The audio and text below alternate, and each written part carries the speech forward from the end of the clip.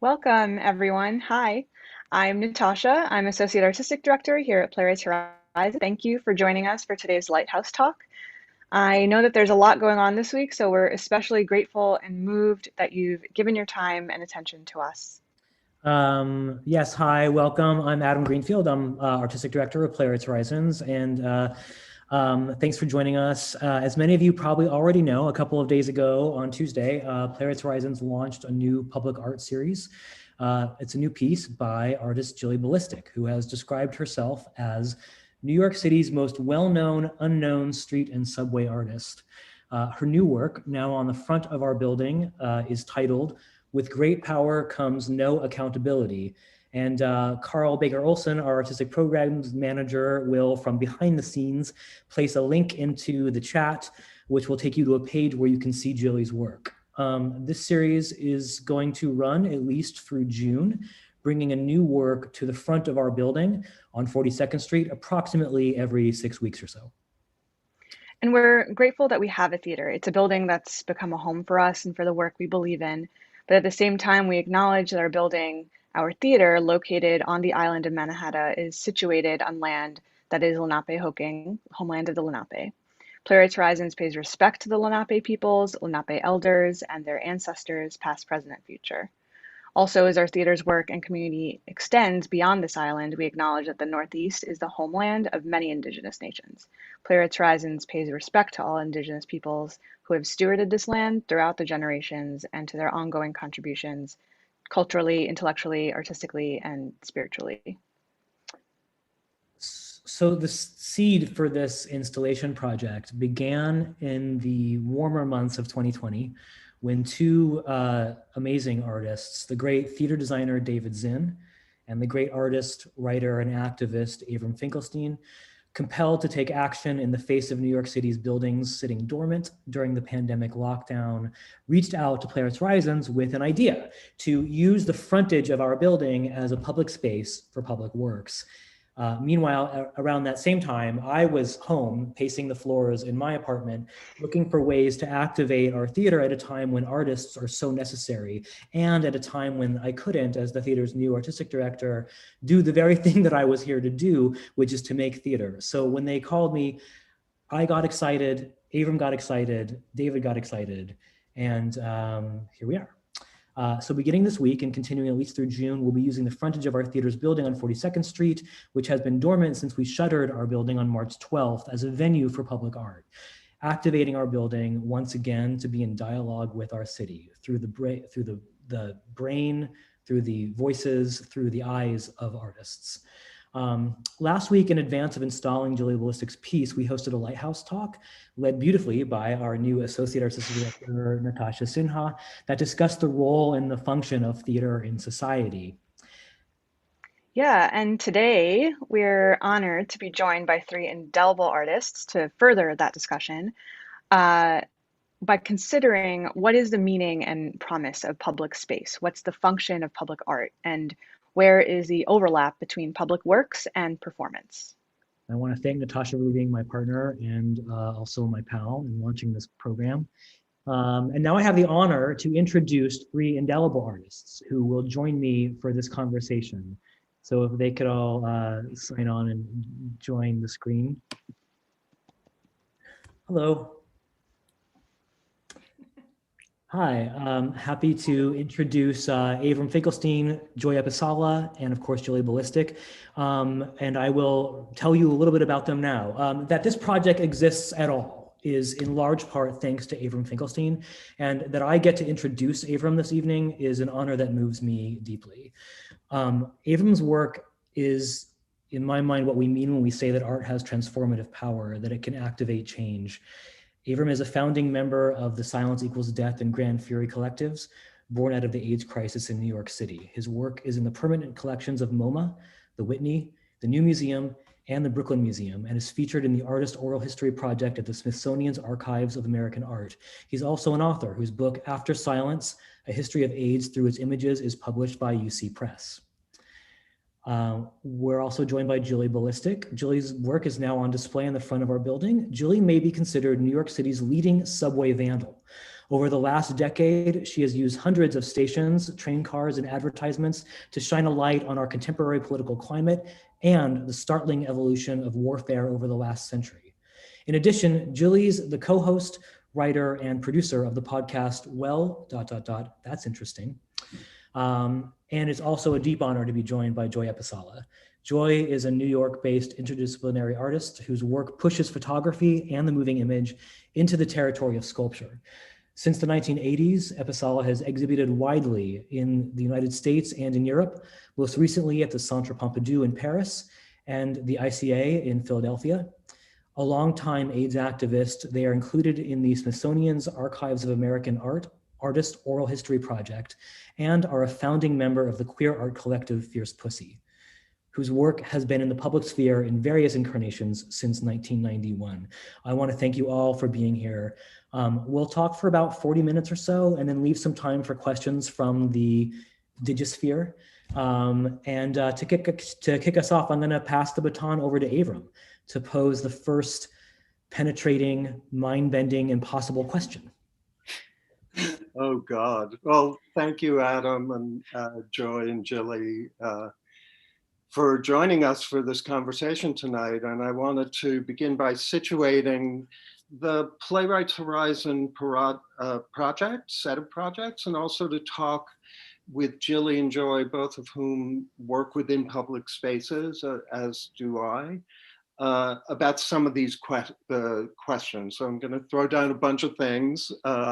Take notes if you need to, but we're going to have an informal conversation that undoubtedly will break into gossip at some point between Joy and myself. So anyway, for context, so almost immediately after New York City entered into pandemic lockdown last spring, I noticed that the Louis Vuitton store in Soho began boarding up their windows, which sent me down a rabbit hole, like wondering whether the vulnerability I was personally feeling could ever be loosely translated into the idea of theft through a capitalist lens. But I also thought, like, let me at those spaces. So as an artist who's always relied on the use of public spaces in my practice, I was also thinking about the dormancy of some of the most highly valued real estate in the world, and started to think of them as blank canvases and think about their potential. At which point I noticed on Instagram that David Zinn, the great David Zinn, was also wondering about these facades, freshly drained of use, and what they might represent. David's my co-curator on this set of projects. So we started tossing ideas around and strategies for reactivating the shuttered social spaces in New York, and immediately dreamed about staging a series of public projects and that could transform our hibernating hubs of commerce into a transient street museum, if you will, to remind us of all of the larger meanings of survival, community, connectivity, buoyancy, originality, durability, the things that New Yorkers were going to miss most about our city as it shut down. Originally, I thought tonight's conversation would be great to focus more generally on the meaning of public space, since both Joy and Jilly work in public space, as do I. But since the Playwrights Horizon Public Art Series was born during a pandemic, and our inaugural installation by Jilly dives headlong into the subject. And I should also add that within, I don't know, a few hours of Jilly's final installation, we hit 400,000 deaths to COVID-19. And then Joe Biden announced today a blizzard of pandemic initiatives. So I decided maybe I would offer a few thoughts about the context of what made us think about this project. So having survived AIDS, I'm now on my second pandemic, as is Joy. Joy and I actually met through our activist work, AIDS activist work. And so as somebody who's dedicated my life to witnessing the devastation that can ride in the wake of a pandemic, I'm aware that when artists consider how public spaces might be deployed as a way to understand times such as this, we're no longer talking about personal memory at that point, or in the case of the losses that we experience, individual mourning. We're almost immediately downshifting into talking about social memory and cultural memorialization. We're talking about historiography and the way histories are constructed. But there can't really be a history of a pandemic that's ongoing, and both AIDS and COVID-19 are ongoing pandemics. At best, what we end up with is a saga shaped through public discourse into dominant narratives that generally serve institutional structures, and then cluster into an intricate ecosystem of power narratives. And so the narratives we construct during times of crisis are not actually the story of the crisis, they are our storytelling about the crisis. There's skirmishes between fact and frailty, corporality and memory, commerce and survival, and in late capitalism, as we're seeing now, promise and cruelty. For people like Joy and me, the storytelling of COVID-19 is populated by this familiar cast of characters like Anthony Fauci and Deborah Birx and David Kessler, all who were in public health services during the AIDS crisis. And while most of us think about our scientific research institutions as these sort of antiquarian features of the American landscape, the National Institutes of Health, where Tony Fauci works and which was involved in the Moderna COVID-19 vaccine, are relatively speaking not that old. The NIH was formed from the facility involved in the study of the 1918 flu pandemic, as it happens, which is called the Hygienic Laboratory. And by an act of Congress in 1930, after the 1918 pandemic, it was the NIH was born as an act of Congress in 1930. And the agency that Fauci directs, the National Institute of Allergy and Infectious Diseases, was not constituted until 1955. That was 3 years after I was born. So I was 29 years old when the AIDS pandemic was officially noticed in America. NIAID was 26 years old. Mm-hmm. I think it's important. I always think about it in those terms, like in terms of preparedness and the ideas we have about our culture and science and all these sort of hegemonic post-Enlightenment ideas about science and art. But I'm going down another rabbit hole. The differences between AIDS and COVID-19 are many and stark, and they're owing to mainly to the rapidity of transmission of COVID-19 and its universality. When I did a little research, I realized it took almost approximately 8 years for American AIDS deaths to match the toll of COVID-19 deaths in the first 8 months. 8 years were compacted into 8 months. And that's overlooking the global reach. And moreover, with AIDS, our sense of community was extremely compacted. It was, and neither the information technologies, the computers that we carry around in our pockets, nor the 24/7 news cycle even existed back then. So the comparisons are there, but they're thin. But it's within this historical context that I wanted to explore a few themes with some intergenerational queer artists, Joy and Jilly and Adam, who also happen to be some of the smartest people I know and are absorbed in thinking about the responsibilities of art and performance to tackle social questions. also how pandemic preparedness plays out in late capitalism, something that we're seeing before our eyes, but Joy and I were there on the front lines of. What it means to craft public art during times of social crisis, the differences and similarities between visual art and performance, and the ways COVID-19 has changed our ideas about 21st century public spaces.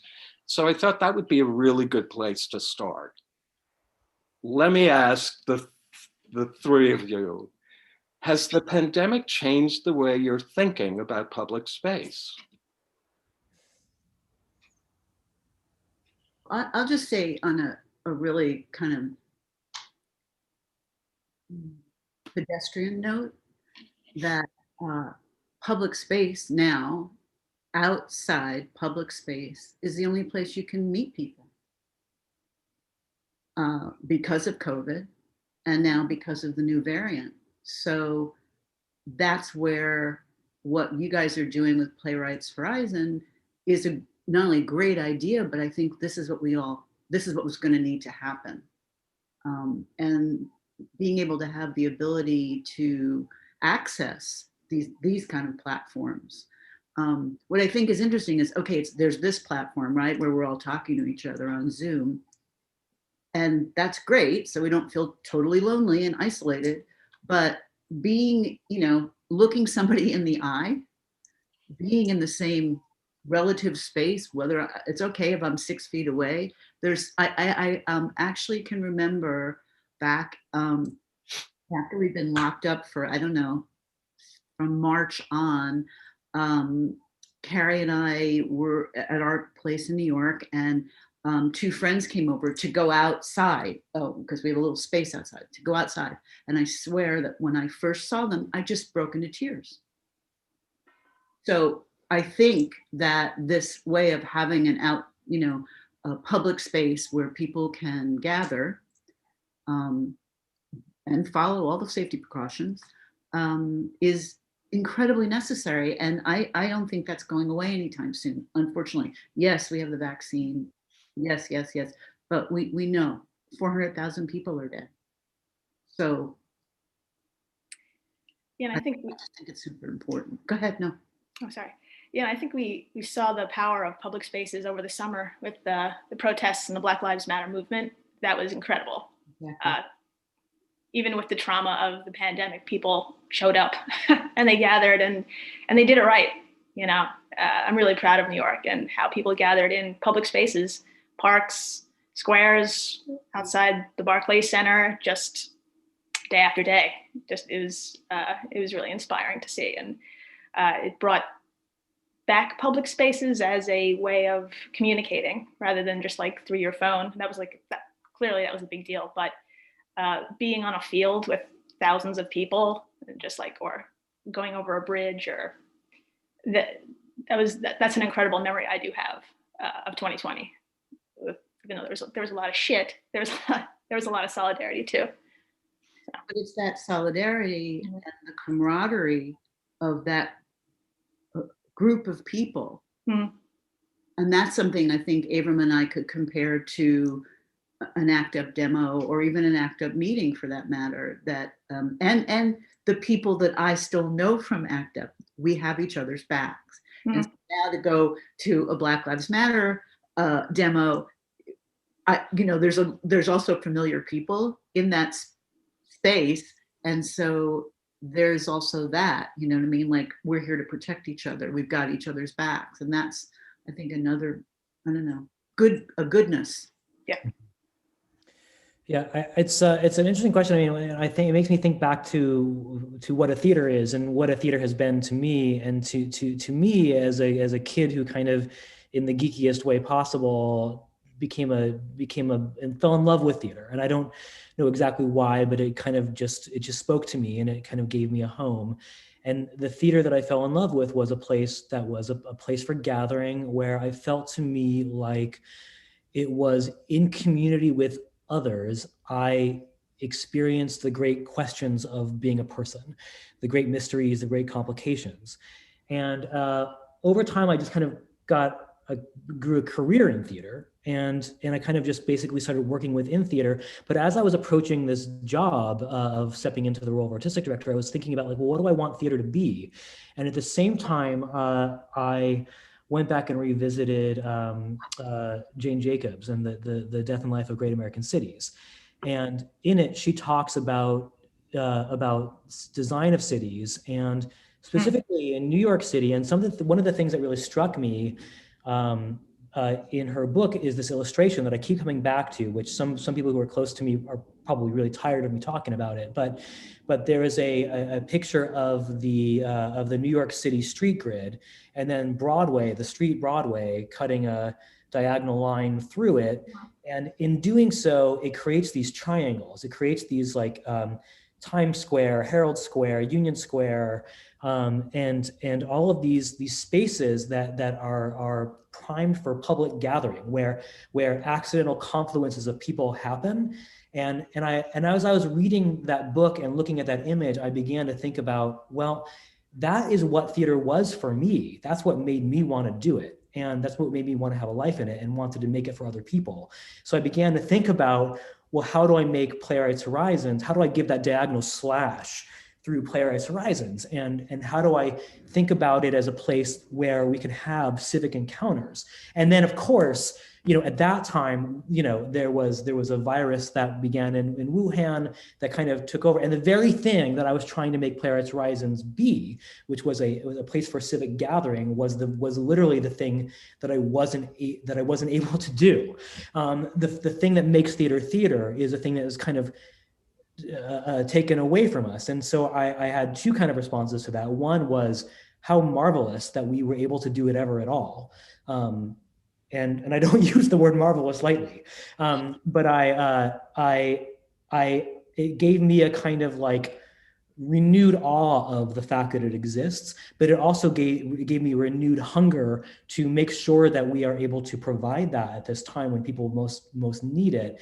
And that's why, like, being able to use the front of our building and to try to create that kind of as a place for civic gathering, for space, and to kind of like trying to find a way to kind of take down the barrier of our building and open it up to make it more porous to the city street became a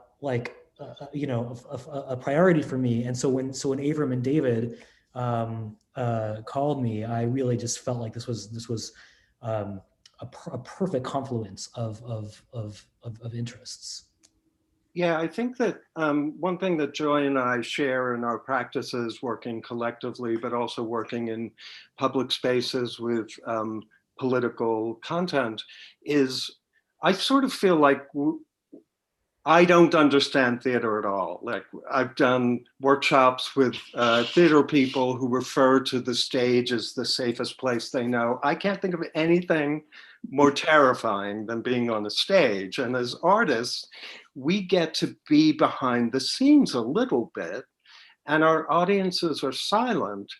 So there's something very different about the proscenium of the street and the proscenium of the stage. And I hope I'm not putting you in a weird position, Adam, but Jilly, Adam told me about some of the things that he noticed when you were doing the installation that I thought were amazing, which it would be great if you could share. Are you able to share those things? Me or Jilly? Well, both of you, either. Yeah, I would love to. I mean, I can say like what I'll recreate my conversation with Abram from earlier, in which I said, Abram, something amazing happened. No, it was really moving to me. I mean, on one hand, the theater's been dormant for a while, and not only was the opening of this art installation a moment where a lot of staff members came back and gathered again in the building. It was the first time I'd seen many of my colleagues in person and not on Zoom for in a long time.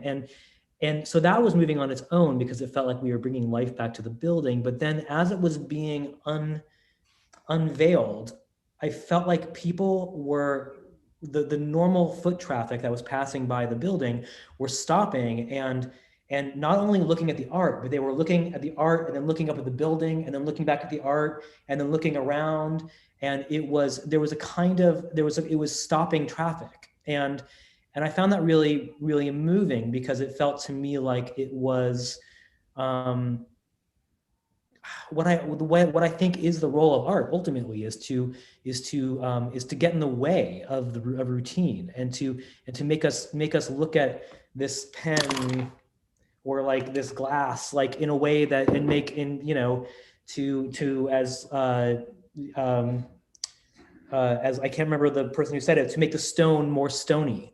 And I was watching that happen before my eyes. And there were a few people who actually had very personal responses to the work. People who had recently had COVID enter their own lives, who were very grateful for the clarity and lucidity of Jilly's piece. And I was also very moved watching, I was also interested in watching Jilly watch all this happen. So I guess I'm curious, Jilly, I didn't get to ask you at the time, like, what was that like for you? Yeah, we didn't really talk about it, because it was, I think we were both feeling the same thing of, it's what, 8 months, almost a year, to see, you know, something unveiled, or something like, something come to life after so much non-life, I guess. I don't know how to phrase it correctly, and I think that's why it stopped people in their tracks. It was just like something fresh was happening, and something like New York happening again. Like it felt like new life, something, I don't know if that's too dramatic, but it just, the idea of something opening rather than closing, because we've been hearing so many stories of local businesses closing or just lives being taken. It's just the idea of something growing from this is a huge, it stopped people in their tracks. And yeah, and for me, I mean, I work in the subway, and the pandemic nearly took that away as well from me. I mean, the last time I put up a piece in the subway was July. So to see work being put up or revealed in this manner, and, you know, people stopping and staring, I haven't seen that in months. So that was just wonderful to see. And that just that got me to experience that, and for New Yorkers to experience that, because I always loved putting up work and stepping back and then seeing the reaction of whoever was on the platform at the time, you know, and just to see their interaction. And it's humbling that I was given this opportunity, but also it's also hefty and weighty and horrible at the same time when I had to update the number, because in 2 weeks there was 47,000 added to it. And I think by the time I got home on my 45-minute hour train ride, that number I put up was already obsolete, which kind of sucked. So to hear, but yeah, being on the street and seeing just people walking by, interacting with it. Like you said, there were it was up for minutes, and 2 people just came up to us and just started talking about their experience with this pandemic. And it was, that's how close it is. Just everybody, you're walking past people on the street that have been impacted. It's something.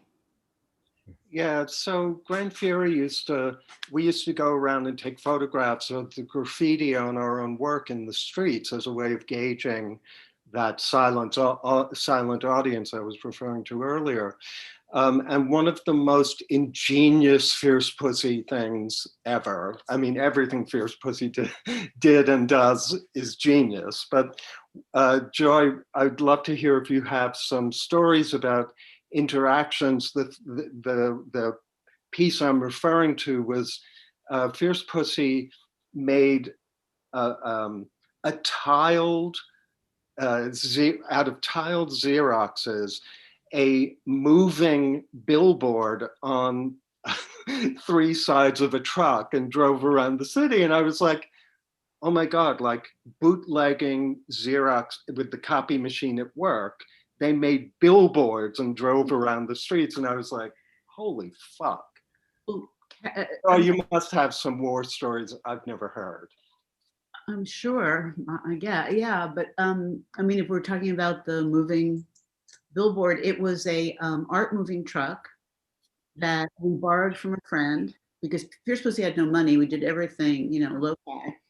And Carrie and I were working at Condé Nast. I was working at Travelers. She was working at GQ. And Condé Nast and Travelers, well, they don't know it, but they really supported ACT UP and Fierce Pussy for a good couple of years there because we ran off all the posters there. And so in this case, we gridded up. It was actually the first time we ever did anything in color. And one of the posters was, it said, Dyke, the final frontier, to go where no man has gone before. And it was huge. It was like 12, the size of this thing was like 12 feet, maybe by 6 feet. And literally they were tiled, they were 11 by 17. So we did this in a parking lot. And so there were 3 different posters, and it's, I could show you photographs of it at some point, or I think you could go on the Fierce Pussy website actually, and you might see it. But what was amazing was we drove it around for Gay Pride. We went to the Dyke March, Gay Pride, that whole weekend, and we took turns. And the people from Camp Sister Spirit, you guys know about them? They stopped one of our friends who was driving, and they were like, oh my God, when's the movie coming out? And we also had done this flyer that year. I can't remember what it was, a little booklet, or I can't remember. Anyway, we exchanged, you know, things from them, and we sent them a bunch of posters and got their, you know, address and everything. And they gave us like bandanas that said Camp Sister Spirit. And it was the spirit, right? The spirit of not only sisterhood, but peoplehood, you know? And it was a way of having a dialogue with lots of different people. Especially at that time, it got, you know, it got parked in front of St. Patrick's Cathedral. You know, we picked like, you know, really good spots in town. And the funny thing too, Jilly, I was looking at your work, and I was thinking how, wow, you know, you get to photograph it. We would go out wheat pasting at night. We'd have a lookout so that, you know, we wouldn't get arrested, which you still have to do now on the subway. Mm-hmm. And, you know, we'd do it near someone's apartment where we could fill up a water bucket, and there'd be like 5 of us, and we'd go and we called bombing, you know, a site, but we never took photographs. Mm. We always kind of did it and had to leave, you know. We could go back and photograph maybe if it was still up, but that kind of record keeping, we hardly have anything. There's a bit, but it's very interesting. I think that now it's so ubiquitous. We all, you know, you take a selfie, you do this, you do that. And it's so interesting at the time, you know, all those, through all those years of ACT UP, there's footage, but it's really because somebody like James Wency, who did Diva TV, would be there, and he'd come along, and he'd photograph it. In fact, an action that we did way later, when the Republican convention came to New York City, this is when Bush was getting in for the second time. We did this, we did a thing at Grand Central Station, and literally I called James out of the blue and just said, hey, this thing's going down 5:30, can't say what, and he showed. And then it was his footage that got on CNN. But, you know, we that wasn't part of the, but for sure, I think when Fierce Pussy started out, we were kind of talking to our own community, our tribe, saying, hey, we're here. And that was interesting how it would play out so many years later. Fierce Pussy was finally having this little, like, almost like a little tiny retrospective at Printed Matter. And all these people showed up, and they were like, oh my God, that was you guys? I have that poster. I ripped it off the wall and I've kept it in my freezer all these years. So that may happen with you too. Someone will take that piece down. You know what I mean? So there's all these other ways of how things get communicated, I think. And Yeah, I don't think we thought about documenting our work in that way because we were so compelled by the urgency of, like, you know, it was a moment where people were dying in hospital hallways, very much like today. So I think about this a lot because Grand Fury, you know, over the years has had a lot of conversations about, like, if we had computers in our pocket, would we have done the same work? And I think that really is a question that I wanted to ask Jilly, like the difference between the publicness or well, it's in your pocket, but it's still public, right? It's both. I think there's something really interesting about the overlay, and I think, you know, Adam saw it on the street and you see it every time you're in the subway. Like, what do you think about that? Yeah, I started documenting my own work because I knew that I'd never see it again. So it was more of a personal thing to have, like a souvenir, because I'd be lucky if my work was up for 24 hours or a week, you know. So I, you know, nothing fancy. I would just take it with my phone and then just walk away and just hope I got like the best photo with my hand shaking, you know, after I put it up and getting out of there. But yeah, that's how I started. It was just really for myself, and then I would put it on my computer, and then I realized, you know, the power of sharing it on social media for people who don't live in New York, for people who don't commute on the train. It's still a way to really get that message out there. As you know, if we can use social media for a positive, that's one of them. Is that it's you can really it can go global. So. You've all like had your work seen, you know, in museums as well, I believe. And I'm just wondering, like, what is the difference, you know, that you have when you see your work in a museum, in that sort of white cube of a museum, versus when you see it on the street, or when you see it interacting with people that, you know, in the course of daily routine, daily life, versus people who have gone to a building to behold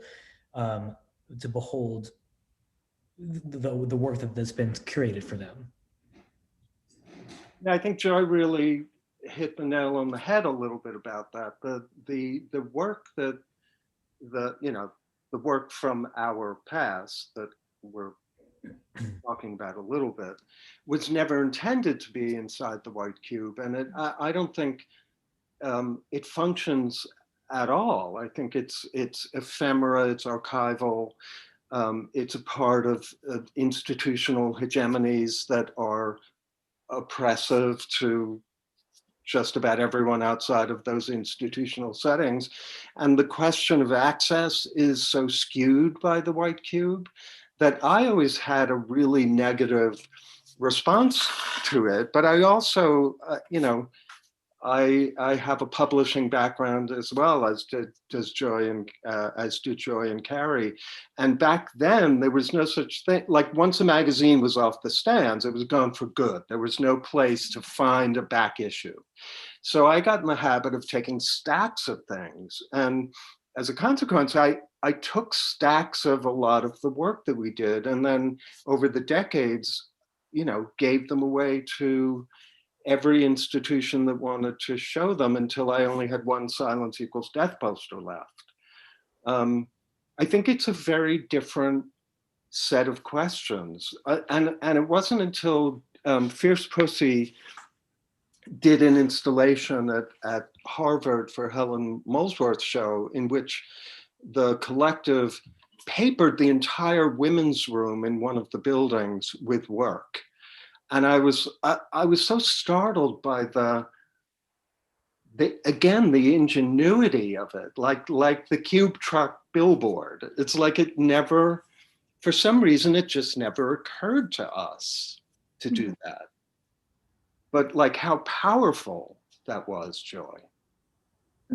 Well, first off, actually, Fierce Pussy had a whole history of doing bathrooms. We kept getting asked to do bathrooms, like, and the post. It's true. In fact, we have a little bit of a no bathrooms for a while. Even now, it's come up. In fact, there's at the center in New York City, the all gender bathroom has a Fierce Pussy wall now. And those posters that they were the list posters, which was I am and then all these sort of derogatory terms that queer women, lesbians were called, and it would say at the bottom, I'm proud. And so the ones that we did at for Helen for up at Harvard, it was really great because we got to like just do the whole cycle, all those bathrooms. I think there were 3 of them, and the students helped us. So that was a whole other component that was really great because we got to work with the students. But what was really amazing is they kept putting up this card on the outside of the bathroom saying small children and whatever, like you should be aware that the content, blah, blah, blah. And we didn't know about this, like we were gone. And so a couple of the students that we had, gotten close with, one of them made it their project. They kept taking those signs down and putting up their own signs saying like, why is lesbian content a problem for you? Kind of thing. Mm-hmm. And that went on back and forth through the whole span of the time that Helen's show was up. Wow. And it was very interesting, like the response. But again, that thing about, I think we were always looking, so here we get back to the public space, right? Here's a public space, a space that a lot of people go into, that's private, but it's public. Mm-hmm. And so the messages, like one of the first bathrooms we did was also at the center when it was the old center, when ACT UP had been at one point having their meetings there. They did a show called Outhouse, and they asked us once again to do the bathroom. So, so that was actually a little more of an elaborate installation. There were some other pieces to it, like we did toilet paper. Again, all the derogatory terms, like an alphabet that you could wipe your ass with, which is kind of great. And that was in all the bathrooms, right? And I think, again, I think we've always played in this place between public and private, where it's something that you actually think is personal to you, but it's out there. And so I don't know, there's a seamlessness or a passing through of barriers that allows. I think theater does that as well, right? There's ways in which you're in the theater and, whether it be a time sequence, and am I in this moment? Is this the past? Is this a fever dream? Is this or is this that? And something gets communicated because it's live with theater. And I think that that's also, Black Lives Matter demonstration. In the moment, being there, something's getting transferred back and forth, right? But even so, seeing it on, visually on the news or whatever, you could feel it. Mm-hmm. So that performative edge, I think, is something that Fierce Pussy has sort of dipped into, not knowing, thinking about. We've always thought about the audience, the voice, who we were trying to talk to. So those list posters is an example where it said, I am a da-da-da-da-da, I'm proud. It changed to I am a da-da-da-da, and so are you. Mm-hmm. That really got people. Mm-hmm. And do you, in terms of using like theater as a comparison for your work making public art, I mean, do you raise that because you're talking in this context of talking to theater, or do you think of your work is public art an act of theater? I mean, I think sometimes like theater is public. Sometimes we do theater outdoors in the park. Sometimes it's free and out in the world and immersive. But is public art always theater, or do you think of your work as theater? What is theatrical about it? I think there's this misconception about New York if you're not a New Yorker. New Yorkers are very parochial. we live in a neighborhood, we shop in that neighborhood, we know the people in the neighborhood. It's the way we manage this overwhelming scale of the city. So they're both private and public spaces. And I think that's a really good question. You know, the Silence Equals Death poster had a declarative aspect, but it also had a whole set of lines of text that were in such a small point size, you had to step into it to even read it. And it was very a conscious use of the ways in which people use their neighborhoods and use their streets. And I think I would love to, like, did you ever get into a fist fight, Jilly, in the subway when you were mounting your work? It's like, we photographed the graffiti on our work, but we didn't see people respond to it. Yeah, public art or any art in public spaces is very interactive. I never got into a fist fight, but people are curious. They do, you know, which is great. That's what you want. And to have people stop in their tracks and look at the work and, like you said, step into it because, you know, it captures their eye, but there's something that holds them back to figure it out, what's happening here. And on some level, it speaks to them and they speak to it. And when I see that happen, it's such a beautiful thing. For me, that's the theater, is seeing someone become themselves in a public space, like they're trying to understand something here, and they're like, I don't quite get it because I have to go, because I have to do something, but I'm gonna take a picture and think of it and see it later on my phone and think about it and then come back the next day to see if it's still there. And and people have stories when they interact with public art in their public spaces. And yeah, I think that's the big difference between the white cube and the street is in the white cube, you're being told that what you're looking at is important, but you don't necessarily know if it is important to you. You're only being told it's important because it's in a museum. And on the street, you're allowed to actually have an honest reaction, which I think is very distinct. And it's the opposite of the other thing about theater that is a total mystery to me, is when people talk about applause and how that kind of like act of communal approbation is an essential part of the way people in performance think about their work, and we don't think about our work that way. Do we? I don't. But yeah, it's interesting. Like, yeah, like it's like the feedback loop in theater is pretty immediate. Like the lights come up and people are clapping, and then you have an automatic response, and so you have a sense of how the audience is engaging. Like, how do you measure that when people are engaging with your work? How do you know? How do you know if it's landing, and what is that like for you? But I think that's so wrapped into the question of the white cube, because what you're asking about is valuation, like as if without knowing what people's responses were, it would not have value.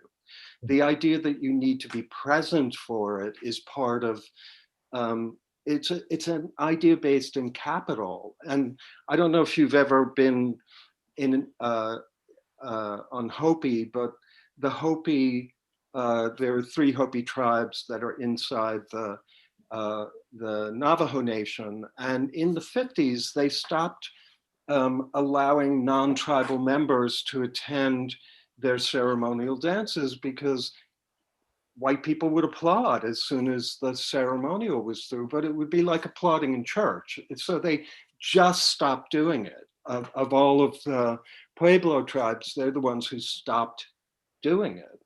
And I think that the question of valuation is so wrapped into the way in which we think about approbation and money, and it's the opposite of the way activist artists think about public spaces, right? Yeah, it is, and it's interesting, like this way. I mean, I think I've always, people, I've gotten to the question like, well, why is a theater doing a public art series? And to me, I think that all life experiences are kind of influencing the way I curate, the way I practice theater, so that you know, the reverence I have for Joseph Cornell or Daniel Johnston or Tommy Pico or Kahinda Wiley are all as much a part of like my thought as a theater maker as my reverence for Ionesco or you know, Brandon Jacobs Jenkins. So to me, it's like there's not really, you know, I feel like that is, it's all one. We're all kind of working towards the same ultimate thing, which is to make the world like a richer, a deeper, more confusing, more mysterious place. But what was interesting in this process for me was thinking about the difference between choosing a play, which I've been doing in different capacities my whole life, and choosing a work of art, because even though there is a direct connection between the work that an audience in a theater is beholding when watching a play, it's really different than an audience looking at a piece of art, because even though there is an immediacy to theater, and it's what we love about theater, there's also translation. There is a writer whose work is being translated by a director through actors into the minds and hearts of an audience, and all those people are artists who are all involved in making that event happen. But in the world of visual art, it is a direct communication between an artist's vision and the heart and eyes of an audience member. And I found that, like, when I first sort of realized the difference, I found that very, very intimidating. And now I feel like it's actually just thrilling. And I'm kind of mentioning this as a lead into, I think, to a question, which is like, as people who have chosen to not work in theater, like I've worked in theater, but who seem to have an interest in theater, or at least be interested in theater, like, what do you ever think of yourself as someone who would work in theater? Does theater have a capability that you see as being useful or exciting, or is it a thing that is just, that feels a little bit like distant to you, like a thing, like a language that doesn't make sense? I mean, I think I was going to say, I think joy comes from a collective practice, works as an individual artist, but also collectively. And I think that I would love to hear Joy talk a little bit about the question that you're asking, which is basically, you're saying theater is collaborative and art isn't. But for Joy and myself, it is. And I tend to think of the streets as a collaboration with an invisible audience. Like, Joy, Fierce Pussy still is making work. Grand Fury is not functioning as a collective in that regard. We do not make new work. What is the difference between making work as a collective now and when we started?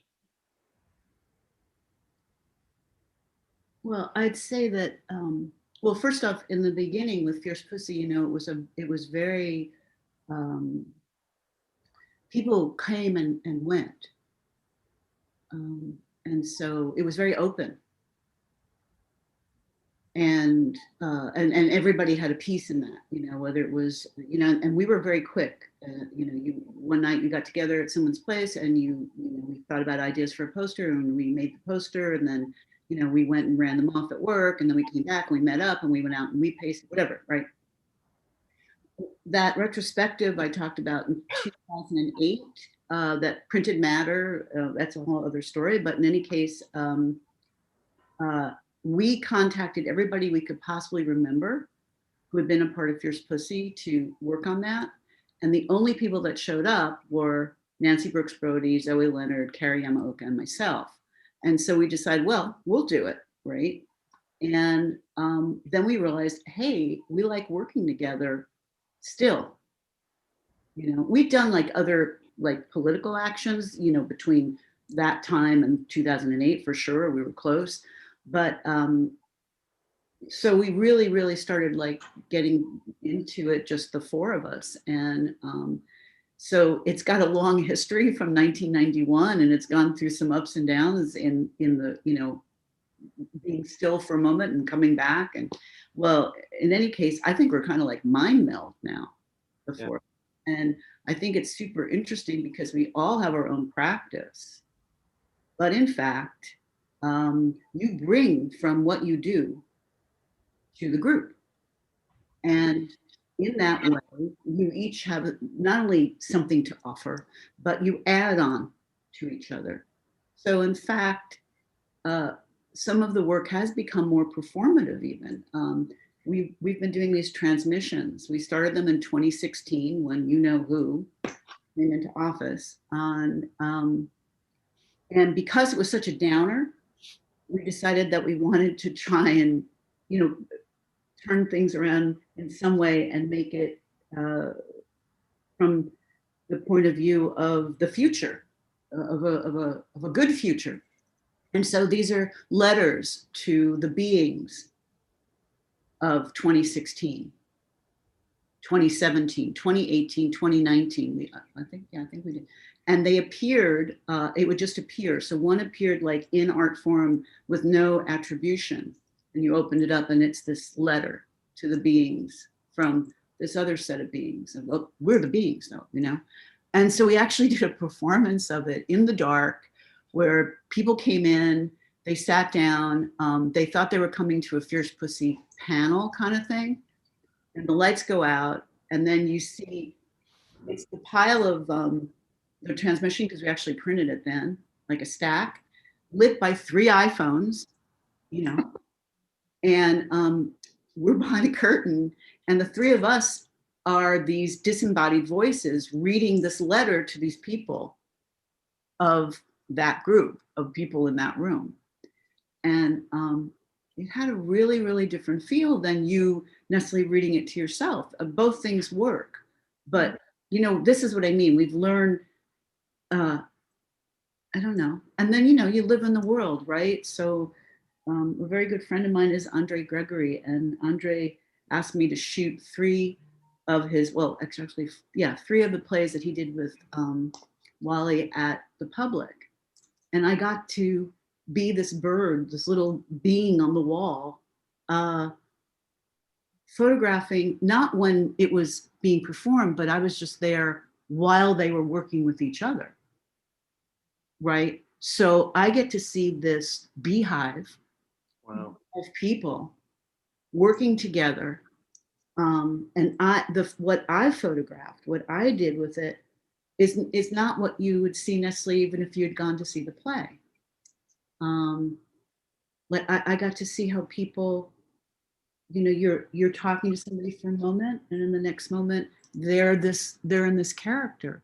But of course, with Andre, Gregory, and Wally, Sean, they know each other for so long. There's another situation of knowing each other for so long, and then they have this. They rehearse for years, 15 years before maybe they ever show something.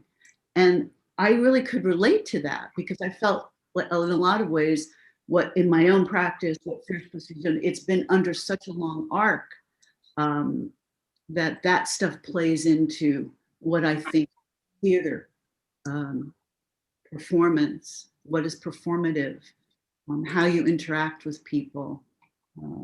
I don't know, I did this, in my own work, I did this piece where it was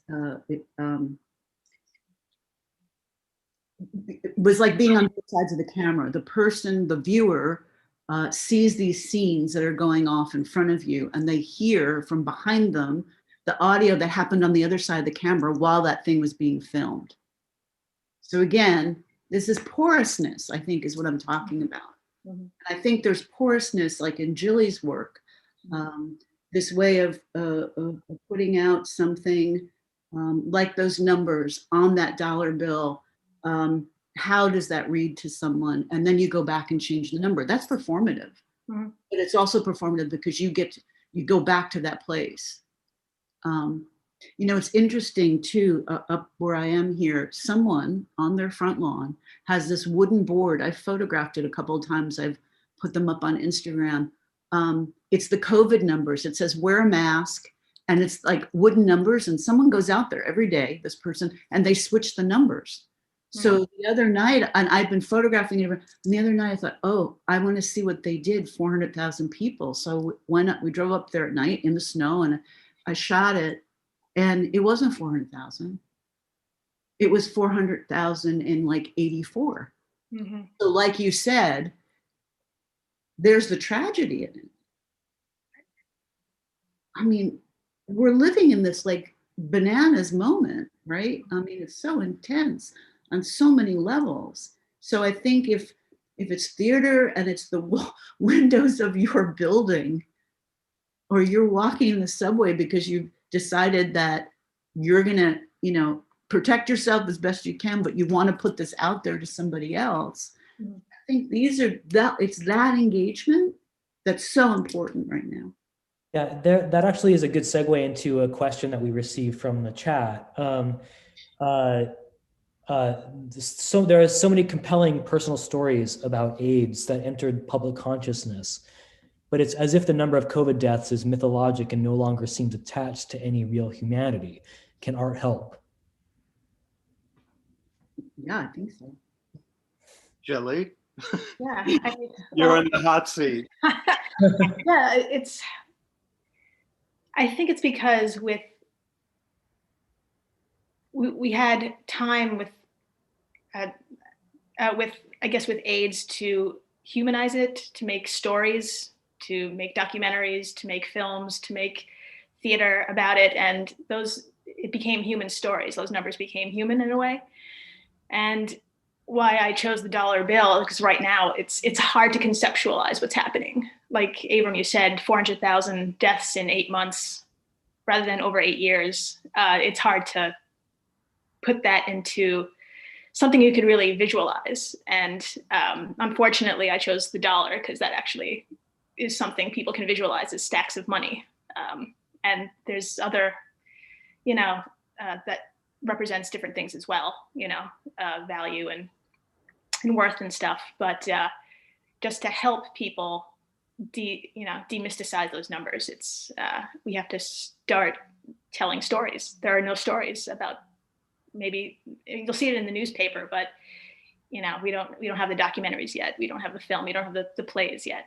And even just seeing, images from hospitals, that was a real wake up call for New Yorkers in, March, April, to like get your fucking act together, because we're seeing those ice trucks, pull up into hospitals. So yeah, we do need that art to make it like this is a human story,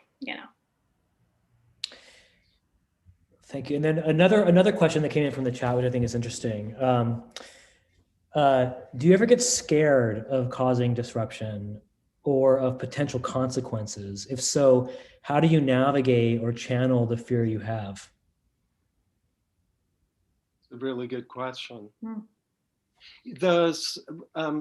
I talk about it in the book, and one of the reasons I wrote the book was to go into some backstory depth, but the Silence Equals Death poster was supposed to be the first in a series of posters that would eventually call for increasingly radical responses. And in fact, we were aiming towards instigating a riot in the 1988 election.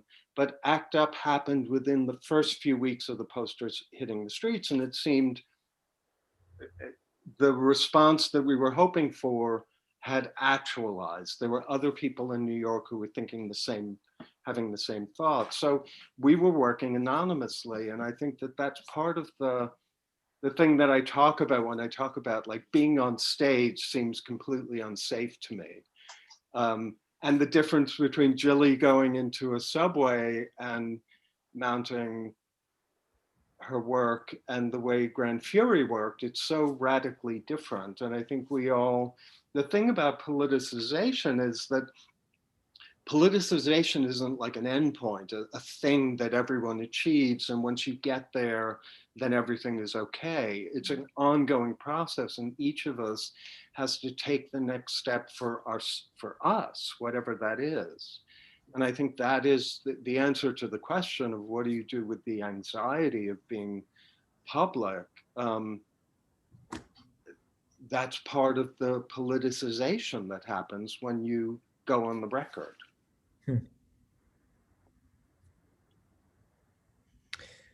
And I guess I would say the same, like Jilly, when you're like in the subway, like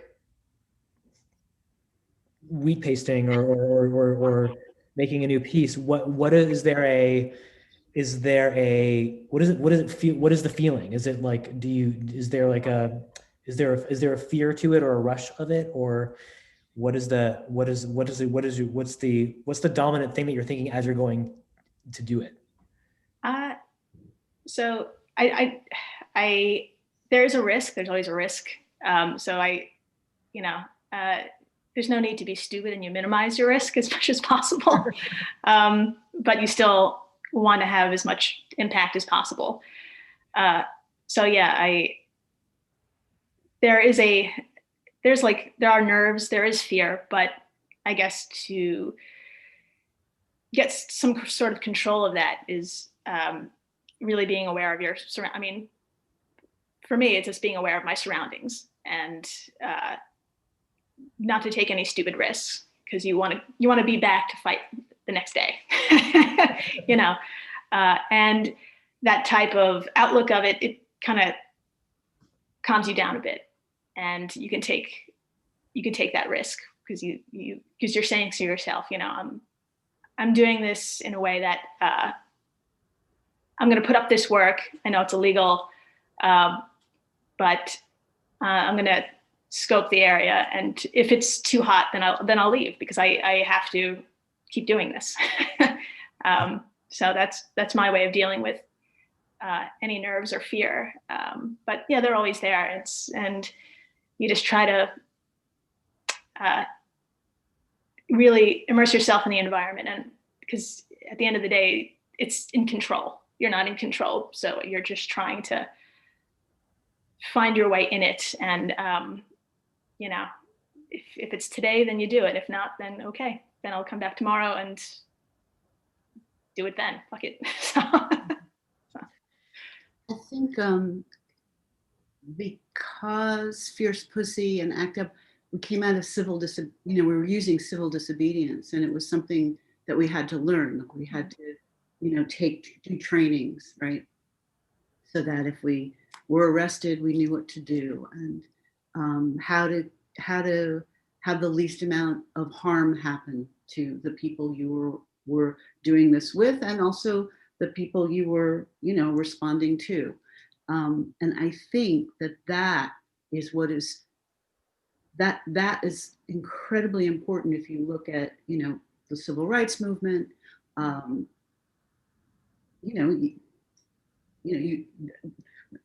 People, the freedom riders went in and they sat at the counter and they took the shit that happened to them, right? Not that they wanted it, but it was the only way to show the outside world what a horror this was and what was happening, right? So that what we learned from that, I think, as AIDS activists and then as a collective, as Fierce Pussy, but that's very intertwined, is those were the things that we used as the backbone, and we still do, right? So we used it at Black Lives Matter, right? I don't know if everybody in that space knew those things, but those are the things that are in my head, and I'm sure a lot of people's heads. And I would say that is a very direct opposition to what we saw at the Capitol. Yeah. That was not about civil disobedience. That was, and that was, well, we don't even have to get in, but you get what I'm telling you there.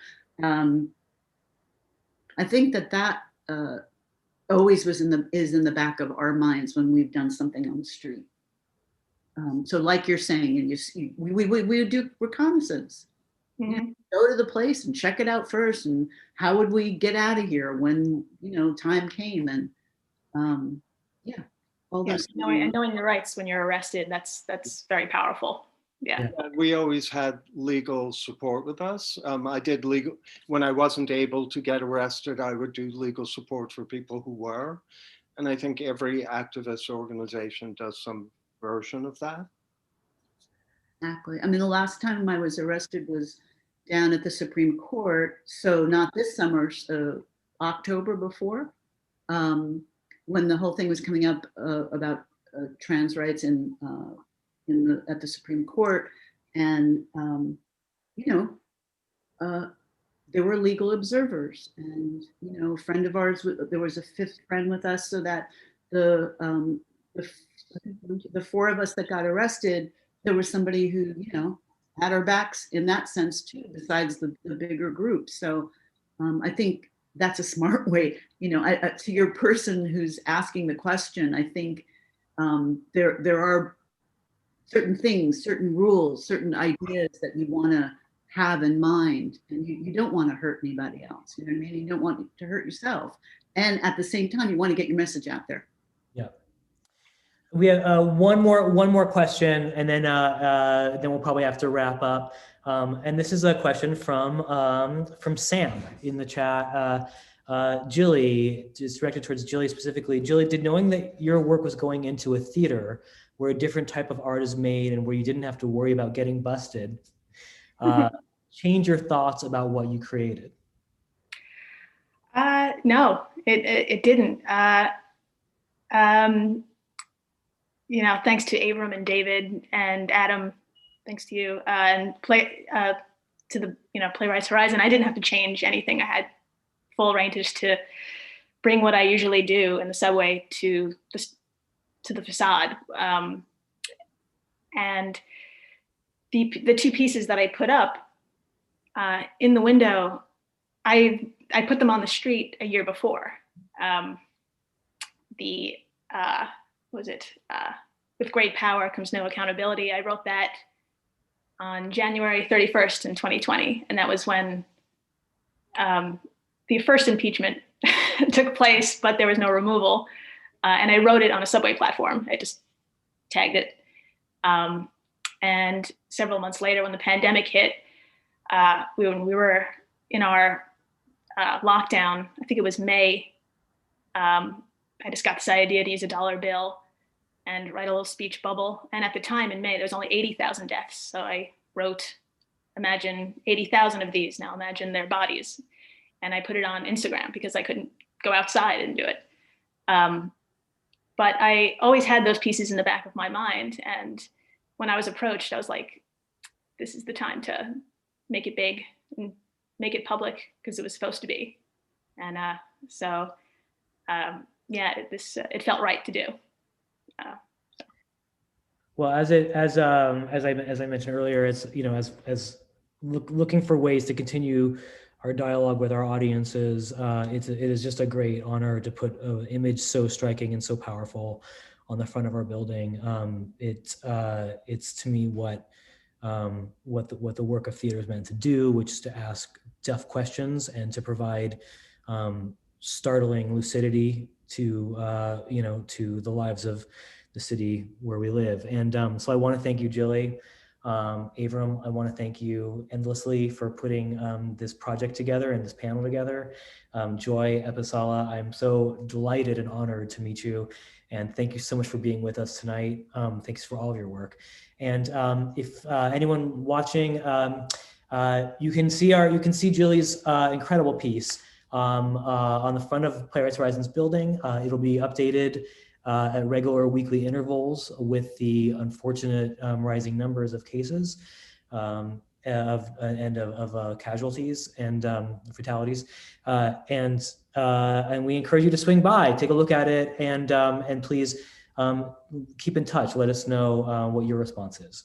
So thank you so much all for being here. Thank you all for being part of this conversation, and have a good rest of your evening.